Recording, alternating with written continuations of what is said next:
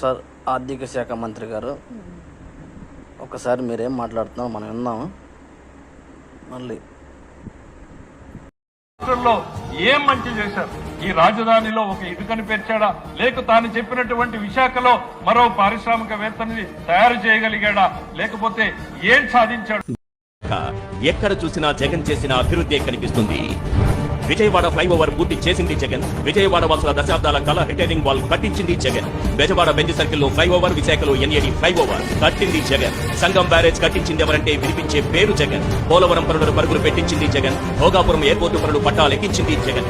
Veligonda tunnel పనులు పూర్తి చేసింది జగన్. 4 భారీ పోర్టులు, 10 ఫిషింగ్ హార్బర్, 6 ఫిష్లాండ్ సెంటర్లతో అభివృద్ధికి బాటలు వేసింది జగన్. 10,500 ఆర్బీకేలు, 15,000 సచివాలయాలు, 10,000కు పైగా విలేజ్ క్లినిక్లు, 31 లక్షల ఇళ్ల పట్టాలు, 17,000 జగనన్న కాలనీ. ఉద్దానంలో kidney research and super speciality hospital, 750 కోట్లతో అదే ఉద్దానంలో రక్షిత మంచినీరు. ఒకేసారి 1,25,110 ప్రభుత్వ ఉద్యోగాలు కల్పించి చరిత్ర సృష్టించింది Jagan. Regular contract out sourcing తో కలిపి 6,38,087 ఉద్యోగాలు. వైద్య విద్య కోసం దేశంలో ఎక్కడా లేని విధంగా 17 ప్రభుత్వ మెడికల్ కాలేజీలు. ప్రభుత్వ స్కూళ్లలో నాడు నేడుతో సహా విద్యారంగానికి 73,417 కోట్లు ఖర్చు చేసింది జగన్.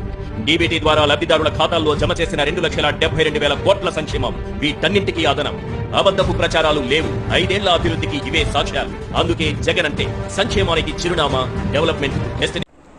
సార్ విన్నారు కదా, ఇప్పుడు 16 ఏళ్ల కాలంలో మీరేం మంచి పని చేశారో ఒకసారి చెప్పండి సార్ మాకు. 16 ఏళ్ళుగా ఉన్నారు కదా కూటమి, ఈ కూటమి మంచి పని ఏదో చెప్పండి సార్.